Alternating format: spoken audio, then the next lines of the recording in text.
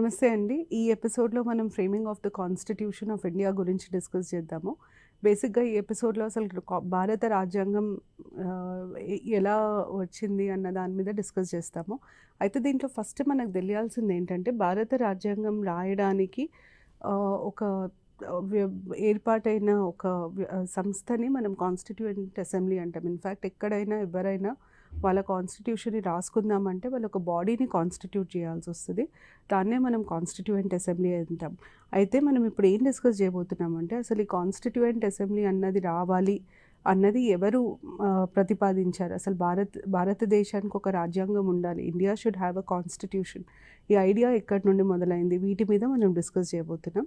అయితే కాన్స్టిట్యూషన్ రావాలి అన్న ఉద్దేశం చాలా అన్న ఆలోచన చాలా ముందు మొదలైంది. గాంధీ గారు కూడా ఆయన రాసిన ఆర్టికల్స్ కొన్నిట్లో భారతదేశానికి ఒక రాజ్యాంగం ఉండాలి అని ప్రతిపాదించారు. కాకపోతే మన టైమ్ లైన్ వచ్చి మనం ఎక్కడ మొదలు పెడతామంటే 1922లో ఒక మీటింగ్ జరిగింది. ఈ మీటింగ్ని యానీ బెసెంట్ అనే ఒక లేడీ ఆర్గనైజ్ చేశారు. కన్వెన్షన్ అంటే మీటింగ్ అండి. Convention organised by Annie Besant. అప్పటికే ఇండియాలో పార్లమెంట్ ఉండింది. సెంట్రల్ లెజిస్లేచర్ అనేవాళ్ళు. దాన్ని ఈరోజు మనం పార్లమెంట్ అని పిలుచుకుంటాం. ఈ కన్వెన్షన్లో ఇండియన్ మెంబర్స్, సెంట్రల్ లెజిస్లేచర్లో ఇండియన్ మెంబర్స్ ఉండే. ఈ ఇండియన్ మెంబర్స్ పార్టిసిపేట్ చేశారు. Indian members participated. సెంట్రల్ లెజిస్లేచర్లో ఉన్న ఇండియన్ మెంబర్స్ పార్టిసిపేట్ చేశారు. అయితే ఈ కన్వెన్షన్లో ఏం డిసైడ్ చేశారంటే వాళ్ళు ఇండియాకు ఒక కాన్స్టిట్యూషన్ ఫ్రేమ్ చేయాలి, కాన్స్టిట్యూషన్ ఉండాలి అని డిసైడ్ చేశారు ఫార్ ఇండియా. ఈ కన్వెన్షన్లో ఈ నిర్ణయం తీసుకున్న తర్వాత ఈ నిర్ణయం మీద 3 ఏళ్ళు పనిచేశారు. 3 ఏళ్ళు పనిచేసిన తర్వాత 1925లో ఈ ఏదైతే వాళ్ళు ఫ్రేమ్ చేశారో దానికి ఒక పేరు పెట్టారు. దాన్ని కామన్వెల్త్ ఆఫ్ ఇండియా బిల్ అని పేరు పెట్టి దీన్ని central legislature of India bill అని పేరు పెట్టి దీన్ని వీళ్ళు బ్రిటిష్ పార్లమెంట్లో ఇంట్రడ్యూస్ చేయడం జరిగింది. కామన్వెల్త్ ఆఫ్ ఇండియా బిల్ మీకు చాలా ఇంపార్టెంట్. ఇండియా బిల్ అని పేరు పెట్టి బ్రిటిష్ పార్లమెంట్లో ఇంట్రడ్యూస్ చేశారు. అయితే ఈ బిల్లుని బ్రిటిష్ పార్లమెంట్ ఆమోదించలేదు. కానీ మనం దీని గురించి ఎందుకు మాట్లాడతామంటే భారతదేశానికి మొట్టమొదటిసారిగా రాజ్యాంగం పేరుతో రాయబడ్డది ఏదైనా ఉంటే అది కామన్వెల్త్ ఆఫ్ ఇండియా బిల్. అందుకు ఇది చాలా ముఖ్యం. మీరు 1925 కామన్వెల్త్ ఆఫ్ ఇండియా బిల్ గుర్తుపెట్టుకోవాలి. దాని తర్వాత నెక్స్ట్ టైం లైన్ మనకు వచ్చి మీరు వినుంటారు సైమన్ కమిషన్ని అపాయింట్ చేశారు. 1927లో సైమన్ కమిషన్ అపాయింట్ అయింది. సైమన్ కమిషన్ అపాయింట్మెంట్ భారత చరిత్రలో ఒక మలుపు తిప్పిన ఈవెంట్ అంటే అంశం. ఇట్స్ అ టర్నింగ్ పాయింట్ అనమాట. ఎందుకంటే సైమన్ కమిషన్కి మనం చాలా అగేన్స్ట్ ఉండే. సైమన్ కమిషన్లో ఒక్క ఇండియన్ కూడా లేకుండే అండ్ ఇండియన్స్ ప్రొటెస్టెడ్. మనం అందరం సైమన్ గో బ్యాక్ అని చెప్పి భారతీయులు ప్రొటెస్ట్ చేశారు. అయితే ఈ ప్రొటెస్ట్ జరిగినప్పుడు బ్రిటిషర్స్ ఏమని వెక్కిరించారంటే మీరు ఇండియన్స్కి ఇంత పెద్ద కమిషన్లో ఒక భాగం అయ్యే అంత ఆస్కారం లేదంటే మీరు you cannot be a part of such a high profile commission. మీకు ఆ అర్హత లేదు, సైమన్ కమిషన్లో అపాయింట్ అయ్యే అర్హత మీకు లేదు అని చెప్పి వాళ్ళు హేళన చేయడం జరిగింది. దీన్ని కాంగ్రెస్ పార్టీ చాలా సీరియస్గా తీసుకొని ఇదే 1927లో మోతీలాల్ నెహ్రూ కమిటీని అపాయింట్ చేసింది. ఈ మోతీలాల్ నెహ్రూ కమిటీ, జవహర్లాల్ నెహ్రూ గారి తండ్రి పేరు మోతీలాల్ నెహ్రూ. వారు ప్రాతినిధ్యం వహించిన కమిటీ మోతీలాల్ నెహ్రూ కమిటీ. ఈ కమిటీ రిపోర్ట్ని 1928లో సబ్మిట్ చేసింది. 1928 నెహ్రూ రిపోర్ట్ చాలా చాలా ఫేమస్. దాన్ని నెహ్రూ రిపోర్ట్ అని చెప్పి పిలుస్తారు. చాలా ఫేమస్. ఈ రిపోర్ట్కి భారత రాజ్యాంగానికి ఉన్న సంబంధం ఏంటంటే ఈ రిపోర్టు నుండి మైనారిటీలకి సంబంధించిన రైట్లని మనం తీసుకున్నాం. మైనారిటీస్ రిలేటెడ్ ప్రొవిజన్స్, కాన్స్టిట్యూషన్లో మైనారిటీస్కి సంబంధించిన కొన్ని ప్రొవిజన్స్ని మనం ఇక్కడ నుండి తీసుకోవడం జరిగింది. Related provisions adapted from Motilal Nehru report. అందుకు ఈ ఇన్సిడెంట్ మనకు ముఖ్యం. అయితే మీకు ఎగ్జామ్కి ఏది ఇంపార్టెంట్ అంటే 1928 మోతీలాల్ నెహ్రూ రిపోర్ట్ ఇంపార్టెంట్. ఇది నెక్స్ట్ అంశం. దాని తర్వాత మనం ఇప్పుడు చూస్తే 1922 నుండి ఇప్పటి వరకు మనం భారత రాజ్యాంగం గురించే మాట్లాడాం. అయితే దీనికి సంబంధించి ఇంకొక కీలకమైన టర్నింగ్ పాయింట్ ఏంటంటే, మీరు భారతదేశ చరిత్ర చదువుంటే భారతదేశ చరిత్రలో రౌండ్ టేబుల్ కాన్ఫరెన్సెస్ ప్రస్తావన జరుగుతుంది. 1932లో రౌండ్ టేబుల్ కాన్ఫరెన్సెస్ జరిగినాయి. ఈ రౌండ్ టేబుల్ కాన్ఫరెన్సెస్కి పాలిటీకి ఏంటి సంబంధం అంటే, ఈ రౌండ్ టేబుల్ కాన్ఫరెన్సెస్ ఎవరి మధ్యలో జరిగినాయి? బ్రిటిష్ గవర్నమెంట్ ఒకవైపున, ఇండియన్ పొలిటికల్ పార్టీస్ లీడర్స్ ఒకవైపున, British government and Indian political parties ఒకవైపు, ఈ వీళ్ళ మధ్యలో we had these round table conferences. అయితే ఈ రౌండ్ టేబుల్ కాన్ఫరెన్స్లో తీసుకున్న నిర్ణయాలని వాళ్ళు ఫైనల్గా ఎలా అమలుపరిచారు అంటే, డిసిషన్స్ ఇంప్లిమెంటెడ్ త్రూ చాలా ముఖ్యమైన లా. బ్రిటిష్ మనకు చేసిన అన్ని లాస్లో కంటే ఇది ముఖ్యమైనది. Through government of India act 1935. Government of India act 1935 చాలా చాలా ముఖ్యమైన చట్టం బ్రిటిష్ వాళ్ళు చేసింది. మనకి రాజ్యాంగ పరంగా కూడా చాలా ముఖ్యమైన చట్టం. ఎందుకు అంటే, మన రాజ్యాంగంలో దగ్గర 60% ప్రొవిజన్స్ని గవర్నమెంట్ ఆఫ్ ఇండియా యాక్ట్ 1935 నుండి తీసుకోవడం జరిగింది. అందుకనే గవర్నమెంట్ ఆఫ్ ఇండియా యాక్ట్ 1935 చాలా ముఖ్యమైన చట్టం. సో ఈ డిస్కషన్స్ ఏవైతే రౌండ్ టేబుల్ కాన్ఫరెన్సెస్లలో ఏమైతే డిస్కషన్స్ అయినాయో అవి 1935 యాక్ట్ కింద పొందపరిచింది. ఆ 1935 యాక్ట్ నుండి చాలా ప్రొవిజన్స్ కాన్స్టిట్యూషన్లో తీసుకున్నారు కాబట్టి ఇది ఇంపార్టెంట్. అయితే మనకి నెక్స్ట్ టైం లైన్ వచ్చేసి ఇప్పటివరకు 1922 నుండి ఇప్పటివరకు మనం మాట్లాడుకుంటే ఉట్టి రాజ్యాంగం గురించే మాట్లాడాం. కానీ మనకి ఒక కాన్స్టిట్యూయెంట్ అసెంబ్లీ ఉండాలి అన్నది 1934లో trade union movement leader, communist party of India వ్యవస్థాపకులు ఎంఎన్ రాయ్ గారు కాన్స్టిట్యూయెంట్ అసెంబ్లీ ఉండాలి ఇండియాకి అని ఫస్ట్ టైం ప్రపోజ్ చేశారు. సో ఇది చాలా important bit. Who was the first person to propose constituent assembly for India అంటే it was MN Roy. MN Roy గారు ఫస్ట్ టైం కాన్స్టిట్యూయెంట్ అసెంబ్లీ ఉండాలి అని ప్రపోజ్ చేశారు. సో 1934లో ఎంఎన్ రాయ్ కాన్స్టిట్యూయెంట్ అసెంబ్లీని ప్రపోజ్ చేయడం జరిగింది.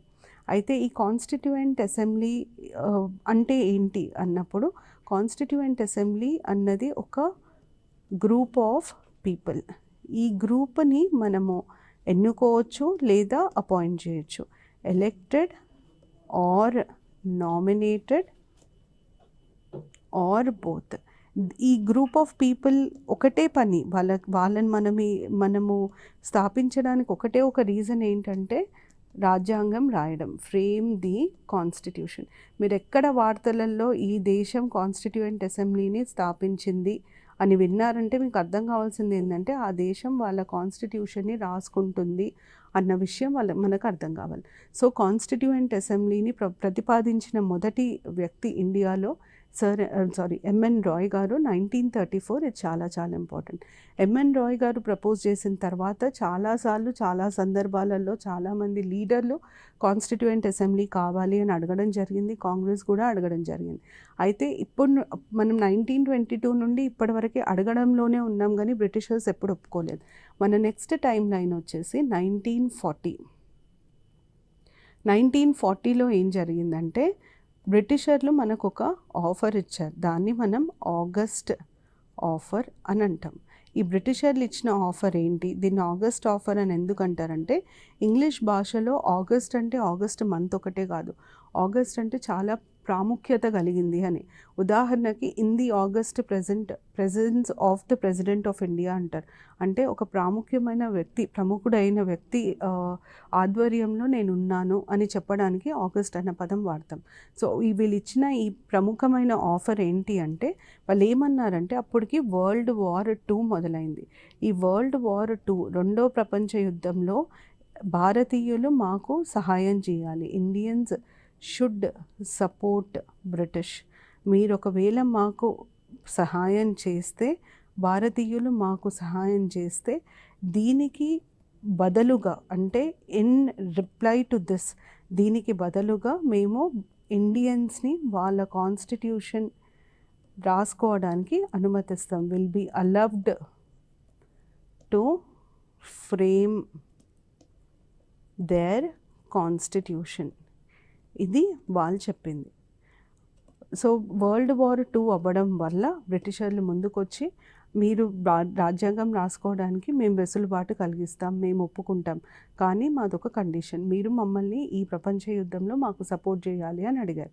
భారతీయులు దీనికి ఒప్పుకున్నారు. మీకు ఎగ్జామ్కి 1940 ఆగస్ట్ ఆఫర్ అన్నది చాలా చాలా ఇంపార్టెంట్. దాని తర్వాత నెక్స్ట్ ఏం జరిగిందంటే, ఇప్పుడు మనం అడిగాము, వాళ్ళు ఒప్పుకున్నారు, ముందుకెళ్ళి భారత రాజ్యాంగాన్ని రాయాలి. ఈ రోజుకి కూడా మన దగ్గర బ్రిటిషర్లు మనకు అలవాటు చేసిన ఒక విధానం ఉంది, దాన్ని మనం బ్రిటిష్ లెగసీ ఇన్ ఇండియా అంటాం. ఒక లెగసీ ఏంటి అంటే, మీరు వెళ్ళి ప్రభుత్వాన్ని ఏది అడిగినా సరే ప్రభుత్వం అవుననదు కాదనదు, ముందేమంటదంటే కమిటీని ఏర్పాటు చేస్తాం, కమిటీ చూస్తుంది, దాని తర్వాత చేస్తాము అంటారు. అలాగే మనం అడిగినాము, బ్రిటిష్ వాళ్ళు ఒప్పుకున్నారు. ఇప్పుడు నెక్స్ట్ ఏంటి అంటే, బ్రిటిషర్లు ఏమన్నారంటే, సరే మీ కాన్స్టిట్యూయెంట్ అసెంబ్లీ ఏర్పాటు చేయాలి కదా, ఎలా ఏర్పాటు చేయాలి అన్న దాని మీద రికమెండ్ చేయడానికి ఒక కమిటీని అపాయింట్ చేస్తామన్నారు. అలా అపాయింట్ అయిన ఫస్ట్ కమిటీ వచ్చేసి క్రిప్స్ మిషన్. ఈ క్రిప్స్ మిషన్ అన్నది 1942లో అపాయింట్ చేయడం జరిగింది. కానీ క్రిప్స్ మిషన్ ఇచ్చిన రికమెండేషన్స్కి మన భారతీయ పార్టీలు ఒప్పుకోలేదు. తర్వాత వచ్చినది వేవెల్ ప్లాన్. అప్పుడు లార్డ్ వేవెల్ అనే వ్యక్తి మన వైస్రాయ్ ఉండున్నారు. ఇది 1945లో. ఆయన ఒక ప్లాన్తో ముందుకు వచ్చారు, ఎట్లా ఫామ్ చేయాలి అన్న ప్లాన్తో ముందుకు వచ్చారు. దాన్ని ఆయన ఒక కాన్ఫరెన్స్ ఏర్పరిచి, షిమ్లాలో ఒక కాన్ఫరెన్స్ ఏర్పరిచి అక్కడ డిస్కస్ చేయడం జరిగింది. సో సిమ్లా కాన్ఫరెన్స్లో వేవెల్ ప్లాన్ని 1945లో డిస్కస్ చేశారు. క్రిప్స్ మిషన్ 1942 అయితే, వేవెల్ ప్లాన్, సిమ్లా కాన్ఫరెన్స్ 1945. ఈ రెండింటినీ మన భారత పొలిటికల్ పార్టీలు, రాజకీయ పార్టీలు rejected by Indian political parties. ఎందుకంటే అప్పటికి మనకి స్వాతంత్రం వస్తుందన్నది చాలా ఖచ్చితంగా అర్థమైన విషయం. అలాగే ఒక డిమాండ్ కూడా పెరుగుతూ ఉంది.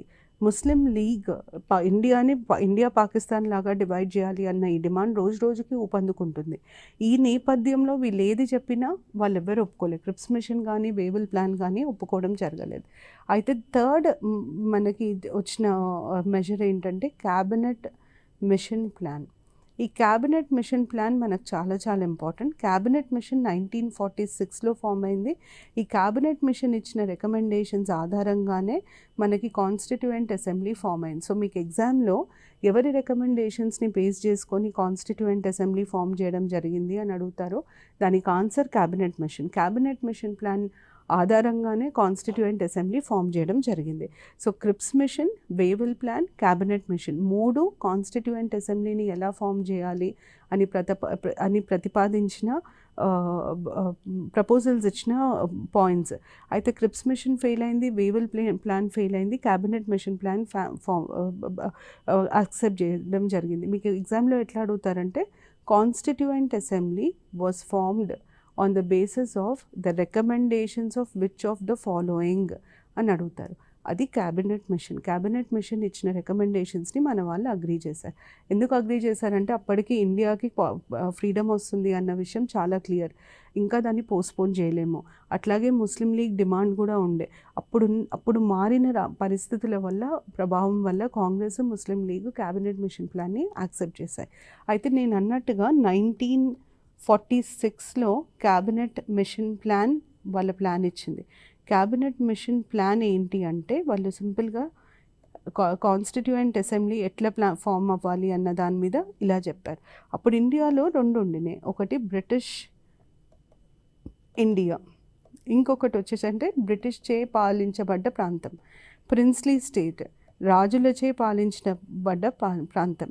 క్యాబినెట్ మిషన్ ప్లాన్ ఏమనింది అంటే, బ్రిటిష్ ఇండియా నుండి మనకి ఇండైరెక్ట్ ఎలక్షన్స్ ఎట్లా, అప్పటికి బ్రిటిష్ ఇండియాలో మన దగ్గర ప్రొవెన్సెస్, ఈరోజు మనం వీటిని స్టేట్స్ అని అంటాం, ప్రొవెన్సెస్ ఉండినాయి. ప్రొవెన్సెస్లో అసెంబ్లీస్ ఉండే. ఈ ప్రొవెన్షియల్ అసెంబ్లీ మెంబర్స్ని మనం ఇవాళ ఎమ్మెల్యేస్ అంటాం. ఈ ప్రొవెన్షియల్ అసెంబ్లీ మెంబర్స్ వీళ్ళు కాన్స్టిట్యూయెంట్ అసెంబ్లీ మెంబర్స్ని కాన్స్టిట్యూయెంట్ అసెంబ్లీ మెంబర్స్. అందుకనే ఇండైరెక్ట్ ఎలక్షన్స్, డైరెక్ట్ ఎలక్షన్స్ కాదు, ఇండైరెక్ట్ ఎలక్షన్స్. ప్రిన్స్లీ స్టేట్స్ నుండి నామినేషన్ విధానం, అపాయింట్ చేసేస్తారు, డైరెక్ట్గా అపాయింట్ చేస్తారు. Nomination of members to constituent assembly from princely states, ఇది వాళ్ళు ప్రతిపాదించింది. అయితే బ్రిటిష్ ఇండియా, ప్రిన్స్లీ స్టేట్స్ రెండింటి నుండి ఉంటాయి. కాన్స్టిట్యూయెంట్ అసెంబ్లీలో ఇండైరెక్ట్ ఎలక్షన్స్ ఉంటాయి, నామినేషన్ కూడా ఉంటుంది. అయితే ఎలా తీసుకున్నారంటే 1 మెంబర్ పర్ 10 lakh పాపులేషన్, ప్రతి 10 లక్షల పాపులేషన్కి 1 మెంబర్ వచ్చేటట్టుగా వాళ్ళు విభజించారు. టోటల్గా కాన్స్టిట్యూయెంట్ అసెంబ్లీలో 389 మెంబర్స్ ఉండాలి అని డిసైడ్ చేసుకున్నారు. దీన్ని ఆధారపరుచుకొని మనం ఏమంటామంటే constituent assembly was partly elected and partly nominated అని అంటాం. దీని అర్థం ఏంటంటే పార్ట్లీ ఎలెక్టెడ్ ఎక్కడి నుండి, పార్ట్లీ ఎలెక్టెడ్ అన్నది it was partly elected from British India నుండి పార్ట్లీ ఎలెక్టెడ్, కానీ ఇది ఇండైరెక్ట్ ఎలక్షన్స్. ఈ స్టేట్మెంట్ చాలా ఇంపార్టెంట్. నేను ఏవైతే మీకు ఇంపార్టెంట్ అని చెప్తున్నానో వాటి నుండి క్వశ్చన్స్ వచ్చే ఆస్కారం ఎక్కువ ఉంటాయి. What was the constituent assembly of India? Was it a partly elected body, partly nominated body, elected, nominated? 4 options ఇస్తే it is partly elected and partly nominated. ఇది కాన్స్టిట్యూయెంట్ అసెంబ్లీ ఫామ్ అయిన విధానం. అయితే మీకు జూలై, ఆగస్ట్లో ఎలక్షన్స్ జరుగుతాయి, నవంబర్లో constituent assembly form అవుతుంది. ఇప్పుడు నేను చెప్పే నెక్స్ట్ 4 డేట్స్ చాలా ఇంపార్టెంట్. ఫస్ట్ డేట్ వచ్చేసి 9th డిసెంబర్ 1946. ఈరోజు కాన్స్టిట్యూయెంట్ అసెంబ్లీ ఫస్ట్ మీటింగ్ జరుగుతుంది. ఈ ఫస్ట్ మీటింగ్లో వాళ్ళు ఏం చేస్తారంటే అధ్యక్షుడిని ఎన్నుకోవాలి కాబట్టి ఆ అధ్యక్ష పదవికి ఎన్నికలు జరపడానికి ఒక తాత్కాలిక అధ్యక్షుడిని ఎన్నుకుంటారంటే to conduct the elections to the president of constituent assembly they elect a temporary president. ఈ టెంపరరీ ప్రెసిడెంట్ కాన్స్టిట్యూయెంట్ అసెంబ్లీ కల్లా అందరికంటే వయసులో పెద్ద వ్యక్తి. ఆ టెంపరరీ ప్రెసిడెంట్ పేరు డాక్టర్ సచ్చిదానంద సిన్హా. పేరు ఇంపార్టెంట్, డాక్టర్ సచ్చిదానంద సిన్హా. ఈయన టెంపరరీ ప్రెసిడెంట్. దాని తర్వాత నెక్స్ట్ డేట్ మనకి 11th డిసెంబర్ 1946 ఇంపార్టెంట్. ఈ 11th డిసెంబర్ 1946 ఎందుకు ఇంపార్టెంట్ అంటే ఈరోజు ప్రెసిడెంట్, వైస్ ప్రెసిడెంట్ని ఎన్నుకుంటారు. ప్రెసిడెంట్ వచ్చేసి డాక్టర్ రాజేంద్ర ప్రసాద్. పేర్లు ఇంపార్టెంట్ అండి, పేర్లు వస్తాయి ఏ ఎగ్జామ్కైనా, ఈ నేమ్స్ చాలా ఇంపార్టెంట్. ప్రసాద్. వైస్ ప్రెసిడెంట్లు మనకి 2 ఉండే, ఒకటేమో హెచ్సి ముఖర్జీ,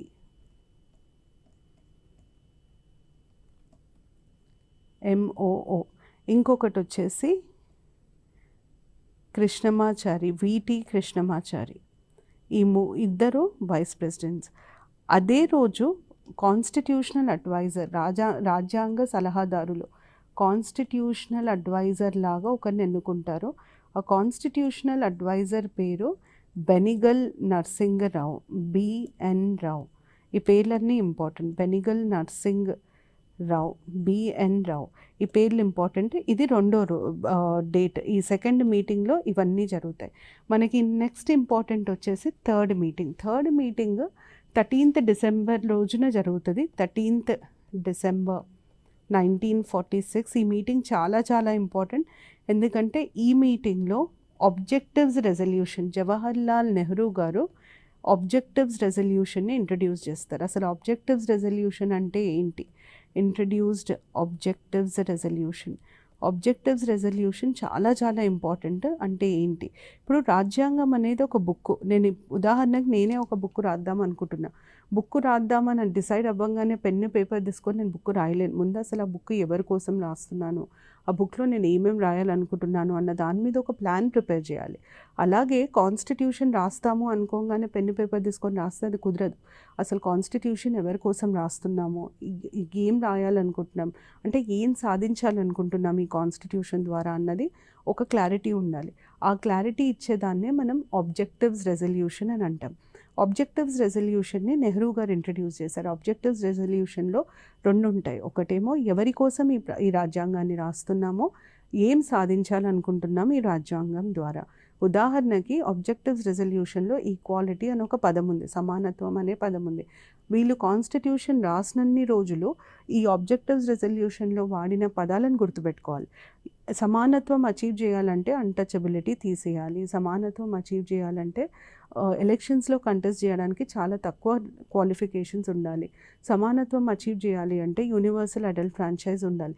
సో ఇట్లా ఏవైతే అంశాలని ఆబ్జెక్టివ్స్ రెజల్యూషన్లో రాశారో వాటిని మైండ్లో పెట్టుకొని కాన్స్టిట్యూషన్ రాయడం జరిగింది. అందుకనే ఆబ్జెక్టివ్స్ రెజల్యూషన్ అన్నది చాలా ఇంపార్టెంట్. ఆబ్జెక్టివ్స్ రెజల్యూషన్ ఎవరు ఇంట్రడ్యూస్ చేశారు, ఏ రోజు ఇంట్రడ్యూస్ చేశారు అన్న దాని మీద ప్రశ్నలు వస్తాయి. తర్వాత డేట్ 26 డిసెంబర్ 1946. ఈరోజు ఆబ్జెక్టివ్స్ రెజల్యూషన్ని ఆమోదించింది constituent assembly, was approved by constituent assembly. 4 డేట్లు చాలా చాలా ఇంపార్టెంట్ అండి. 9th, 11th, 13th, 22nd January, ఇది 22nd January 1947. ఈ 4 డేట్స్ చాలా చాలా ఇంపార్టెంట్. ఈ 4 రోజుల తర్వాత వాళ్ళు ఇంకా కాన్స్టిట్యూషన్ని డ్రాఫ్ట్ చేయడం మొదలు పెడతారు. అయితే ఇవన్నిటి తర్వాత నెక్స్ట్ మనం టైం లైన్ ఏమనుకోవాలంటే 15th August 1947 చాలా ముఖ్యమైన రోజు మన దేశానికి. స్వాతంత్రం వచ్చిన రోజు, కానీ స్వాతంత్రంతో పాటు ఇండిపెండెన్స్ అండ్ పార్టిషన్. అయితే స్వాతంత్రము దాని తర్వాత విభజన, ఈ రెండిటి ప్రభావం ఎట్లా ఉండింది కాన్స్టిట్యూయెంట్ అసెంబ్లీ మీద అన్నది ఇప్పుడు మనం డిస్కస్ చేయబోతున్నాం. Independence and partition. India got free, India was divided. ఇప్పుడు కాన్స్టిట్యూయెంట్ అసెంబ్లీ అన్నది ఇండియా అండ్ పాకిస్తాన్కి కలిపి ఫామ్ అయింది. ఇండియా ఒక్కదానికి ఫామ్ అవ్వలేదు, పాకిస్తాన్ ఒక్కదాని ఫామ్ అవ్వలేదు. అంటే యునైటెడ్ ఇండియాకి ఫామ్ అయిందే కాన్స్టిట్యూయెంట్ అసెంబ్లీ. అయితే ఈ కాన్స్టిట్యూయెంట్ అసెంబ్లీ యునైటెడ్ ఇండియాకి ఫామ్ అయింది, కానీ ఇప్పుడు India is divided into India and Pakistan. ఈ కాన్స్టిట్యూయెంట్ అసెంబ్లీ 2 ఇండిపెండెంట్ కంట్రీస్కి రాజ్యాంగం రాయలేదు. ఇండియా కన్నా రాయాలి లేదా పాకిస్తాన్ కన్నా రాయాలి. వాళ్ళు ఏం డిసైడ్ చేశారంటే ఇప్పుడున్న కాన్స్టిట్యూయెంట్ అసెంబ్లీ ఇండియా రాజ్యాంగం రాస్తుంది, India's constitution will be enacted. అట్లాంటప్పుడు ఏమవుతుంది, Pakistan members must withdraw from the constituent assembly. వెళ్ళిపోయారు కాన్స్టిట్యూయెంట్ అసెంబ్లీ నుండి, విత్డ్రూ ఫ్రమ్ కాన్స్టిట్యూయెంట్ అసెంబ్లీ. దానివల్ల ఏం జరిగిందంటే 389 ఉన్న స్ట్రెంత్ 299 అయింది. ఇది చాలా చాలా ఇంపార్టెంట్. ఇది తగ్గిందనమాట. మిగతా వాళ్ళందరూ పాకిస్తాన్ టెరిటరీలో నుండి ఉన్న వాళ్ళు విత్డ్రా చేసుకున్నారు. 299 అయింది స్ట్రెంత్. ఇది ఫస్ట్ మార్పు మన కాన్స్టిట్యూయెంట్ అసెంబ్లీ. సెకండ్ మార్పు మన కాన్స్టిట్యూయెంట్ అసెంబ్లీకి ఏంటంటే అప్పటి వరకు మనము బ్రిటిష్ పాలనలో ఉన్నాం. సో కాన్స్టిట్యూయెంట్ అసెంబ్లీ ఏ పని చేసినా బ్రిటిష్ ప్రభుత్వం దగ్గర పర్మిషన్ తీసుకొని చేయాల్సిందే. కానీ ఇప్పుడు మనం బ్రిటిష్ పాలనలో లేము కాబట్టి కాన్స్టిట్యూయెంట్ అసెంబ్లీ ఏ పని చేసినా బ్రిటిష్ ప్రభుత్వం లిమిటేషన్స్ కానీ, రెస్ట్రిక్షన్స్ కానీ, సూపర్విజన్ కానీ ఉండదు. దీని అర్థం ఏంటంటే భారతదేశానికే కాదు కాన్స్టిట్యూయెంట్ అసెంబ్లీకి కూడా పూర్తి ఫ్రీడమ్ వచ్చినట్టు, పూర్తి స్వేచ్ఛ, తను అనుకున్నట్లాంటి కాన్స్టిట్యూషన్ రాయడానికి పూర్తి స్వేచ్ఛ వచ్చినట్టు అర్థం. అంటే constituent assembly became an independent body.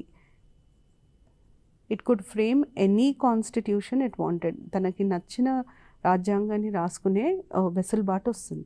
తర్వాత మూడోది చాలా ముఖ్యమైనది, అర్థం చేసుకోవాలి. ఇప్పుడు మనం ఎన్నికలు కండక్ట్ చేయాలంటే కాన్స్టిట్యూషన్ ఉండాలి, కానీ కాన్స్టిట్యూషన్ ఇంకా రెడీ లేదు.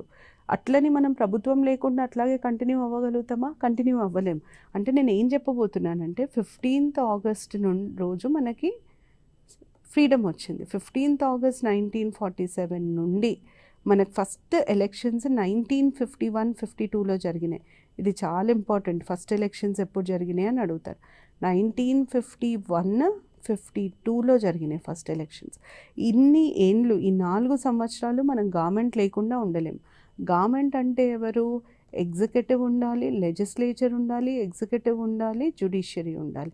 జ్యుడిషియరీతో మనకు వచ్చిన ఇబ్బంది ఏం లేదు, ఎందుకంటే బ్రిటిష్ వాళ్ళు చాలా మంచి కోర్టు సిస్టమ్ని ఆల్రెడీ ఎస్టాబ్లిష్ చేసి వెళ్ళారు. అప్పటికే మన దగ్గర సుప్రీం కోర్టు ఉండే, హైకోర్ట్స్ ఉండే, అన్ని కోర్ట్స్ ఉండే. సో మనకి కోర్టులతో వచ్చిన సమస్య లేదు. ఇప్పుడు లెజిస్లేచర్ కావాలి, ఎగ్జిక్యూటివ్ కావాలి. ఇవి కావాలంటే ఎన్నికలు కావాలి. ఎన్నికలు అయ్యే పరిస్థితి లేదు, ఎందుకంటే రాజ్యాంగం రెడీగా లేదు. అట్లాంటప్పుడు మనం ఏం చేయొచ్చు? వాళ్ళు ఏం డిసైడ్ చేశారంటే లెజిస్లేచర్, ఎగ్జిక్యూటివ్. ఈ గవర్నమెంట్ లెజిస్లేచర్, ఎగ్జిక్యూటివ్ అనే ఈ 2 విభాగాలని కాన్స్టిట్యూయెంట్ అసెంబ్లీ నుండే తీసుకున్నారంటే constituent assembly started working as parliament of India.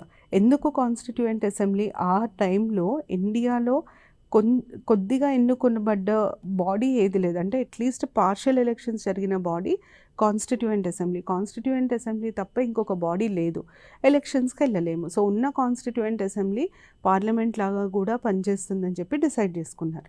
అంటే 15th August 1947 నుండి కాన్స్టిట్యూయెంట్ అసెంబ్లీ 2 పనులు చేయడం మొదలుపెట్టింది. 15th August 1947 నుండి కాన్స్టిట్యూయెంట్ అసెంబ్లీ ఒకవైపు డ్రాఫ్టింగ్ ద కాన్స్టిట్యూషన్, అంటే కాన్స్టిట్యూషన్ని రాయడం, డ్రాఫ్టింగ్ ది కాన్స్టిట్యూషన్ ఒక పని అయితే,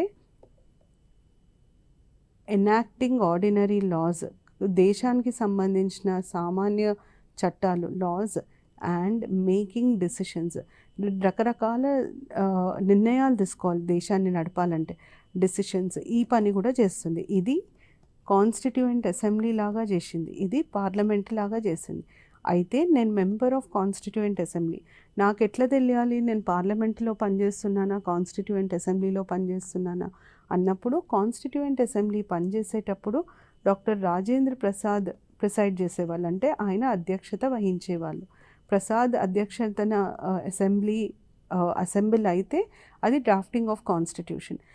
జీవి మావలంకర్ పేరు చాలా ఇంపార్టెంట్, ఆయన first speaker of India. Mavalankar అధ్యక్షన సమావేశం అయితే అది పార్లమెంట్ లాగా పనిచేస్తున్నట్టు. జీవి మావలంకర్ గారు first speaker of India, provisional parliament, అంటే కాన్స్టిట్యూయెంట్ అసెంబ్లీలో కూడా ఆయనే స్పీకర్ ఉండే, ఎలక్షన్స్ అయిన తర్వాత కూడా ఫస్ట్ స్పీకర్ ఆయనే ఉండే. సో 15th August 1947 ఇవి మన కాన్స్టిట్యూయెంట్ అసెంబ్లీకి జరిగిన మార్పులు. దాని తర్వాత మనం next constituent assembly drafting committee form అవుతుంది. డ్రాఫ్టింగ్ కమిటీ కాన్స్టిట్యూషన్ రాస్తుంది, కాన్స్టిట్యూషన్ని తీసుకెళ్ళి కాన్స్టిట్యూయెంట్ అసెంబ్లీలో ప్రజెంట్ చేస్తారు. ప్రజల ఒపీనియన్కి కూడా పబ్లిష్ చేస్తారు. పబ్లిక్ ఒపీనియన్ వచ్చిన తర్వాత ఒపీనియన్ మీద ఒపీనియన్ మీద కూడా డిస్కషన్స్ జరుగుతాయి. దాని తర్వాత కాన్స్టిట్యూయెంట్ అసెంబ్లీలో చాలా డిస్కషన్స్ జరుగుతాయి. కొత్త ప్రతిపాదనలు, సవరణలు ప్రతిపాదిస్తారు. ఆ సవరణలు కొన్నిటిని ఒప్పుకుంటారు, కొన్నిటికి ఒప్పుకోరు. ఇవన్నీ జరిగిన తర్వాత ఫైనల్గా మన కాన్స్టిట్యూషన్ ఆఫ్ ఇండియాకి సంబంధించి లాస్ట్ 2 dates 26th November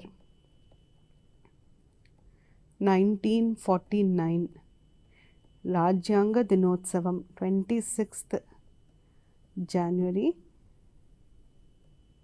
1950 రాజ్యాంగం అమలు అయిన రోజు.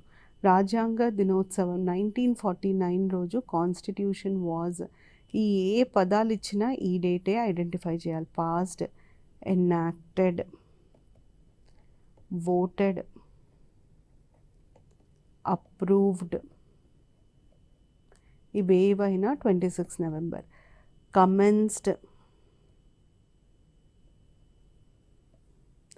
inaugurated,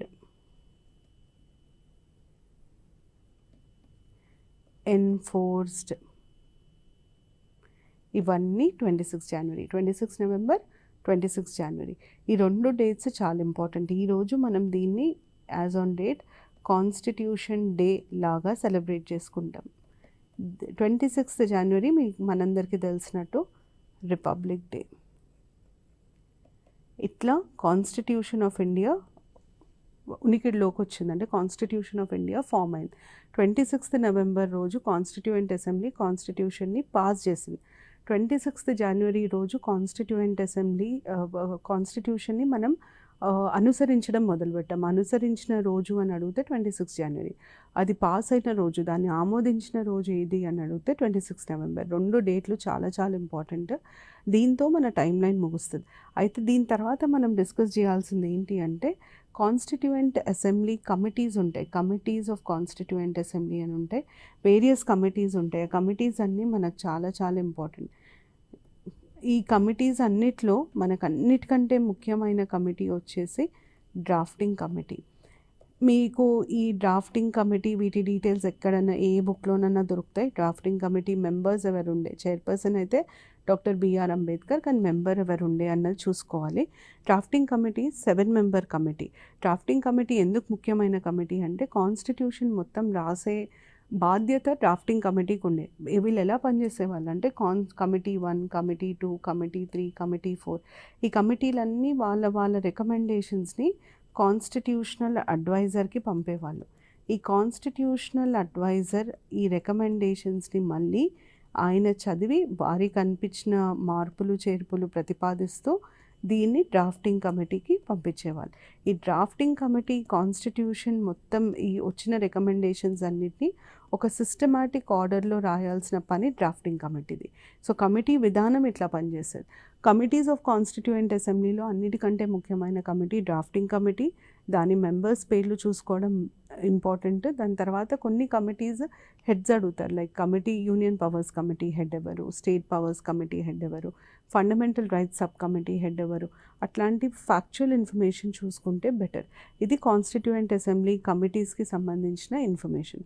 so framing of the constitution మీకు డైరెక్ట్గా ఎక్కువ డీటెయిల్డ్గా అడగకపోయినా దాని మీద వచ్చే 4-5 ఫ్యాక్చువల్ ఇన్ఫర్మేషన్ అయితే నేను మీకు ఇప్పుడు ఆల్రెడీ ఇచ్చాను. ఇంతవరకు చదివితే సరిపోతుంది. డ్రాఫ్టింగ్ కమిటీ మెంబర్స్ మాత్రం మీరు గూగుల్లో సెర్చ్ చేసినా వచ్చేస్తుంది. వాళ్ళ పేర్లు ఒక్కసారి చూసుకోండి. కాన్స్టిట్యూయెంట్ అసెంబ్లీ కమిటీస్ పేర్లు, చైర్మన్ చూసుకుంటే సరిపోతుంది. దీంతో framing of the constitution topic complete అయింది.